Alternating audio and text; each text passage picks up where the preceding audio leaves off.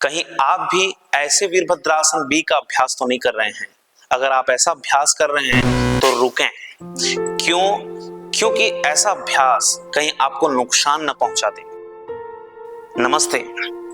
आज मैं वीरभद्रासन बी में होने वाले 2 मेजर मिस्टेक के बारे में बताऊंगा और कैसे आप इस आसन को सही तरीके से करें इसके बारे में बताऊंगा। तो आप अंत तक हमारे वीडियो में बने रहें और देखें कैसे आप वीरभद्रासन 2 का अभ्यास करेंगे। सबसे पहला और मेजर मिस्टेक है हमारा घुटना। वीरभद्रासन 2 में हमेशा हमारा नी हमारे एंकल के एक लाइन पे होना चाहिए। यहाँ आप देख पा रहे हैं कि घुटना एंकल से आगे है। ऐसे में हमारे नी में एक्स्ट्रा लोड पड़ सकता है। हमारा पटेलोफिमोरल कंपार्टमेंट में प्रेशर के कारण नी में और नी से रिलेटेड इश्यूज हो सकते हैं। नी में डिजेनरेशन चेंजेस लाइक ऑस्टियोआर्थराइटिस की प्रॉब्लम हो सकती है। तो इसको कैसे करेक्ट करें? तो पंजा हम आगे करते हुए हमें अपने नी और एंकल को एक लाइन करना है। This is a first mistake and correction. Knee and ankle is always one line. दूसरा मेजर मिस्टेक है हमारा बैक हिप का इंटरनल रोटेशन होना और हमारा ट्रंक का राइट साइड ट्विस्ट हो जाना।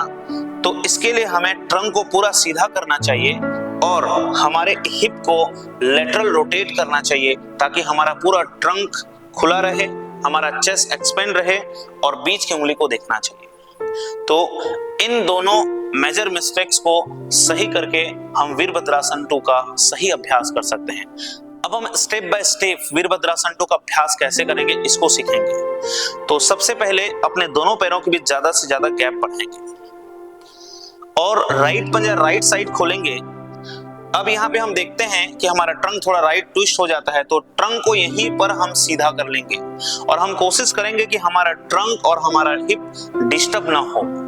अब लंबा सांस लेंगे, सांस छोड़ते हुए अपने नी को बेंड करेंगे और इतना ही बेंड करेंगे कि हमारा नी और एंकल एक लाइन पे रहे और हमारी इस ट्रंक को सीधा ही रखेंगे, ट्रंक को थोड़ा भी डिस्टर्ब नहीं करेंगे और हिप हमारा लेटरल रोटेशन रहेगा।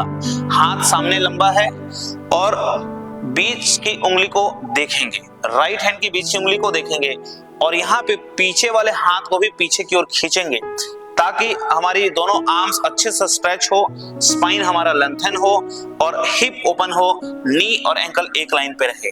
अगर आप अच्छे प्रैक्टिशनर होंगे तो धीरे धीरे और आप नीचे जाके एडवांस इस हिप को और नी को एक लाइन और नी और एंकल को एक लाइन आप कर सकते हैं। तो इस तरीके से आप वीरभद्रासन 2 का अभ्यास करेंगे तो ज्यादा से ज्यादा फायदा इसका आपको मिलेगा।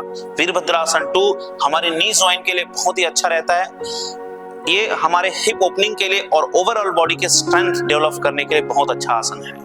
इसी आसन को हम दूसरे साइड से भी सेम प्रैक्टिस करेंगे। सांस भरते हुए वापस आएंगे, फिर हम अपने पोस्चर चेंज करेंगे। लेफ्ट पंजा लेफ्ट साइड, राइट पंजा स्लाइटली इन। ट्रंक हमारा पूरा सीधा होगा। अच्छे से सांस लेंगे, सांस छोड़ते हुए लेफ्ट नी को बेंड करेंगे और अपने बीच की उंगली को देखेंगे। पीछे वाला हाथ भी पीछे की ओर खींचता रहेगा, आगे वाला हाथ भी आगे खींचता रहेगा। हिप नीचे की ओर डाउन, आपकी पेल्विक, आपकी back of the hip lateral rotate होगा और इसमें 8 से 10 ब्रीथ हम होल्ड करेंगे और धीरे से वापस आ जाएंगे। तो इस तरीके से आप वीरभद्रासन बी का अभ्यास करें और देखें आपको ज्यादा फायदा कैसे मिलता है। नमस्ते।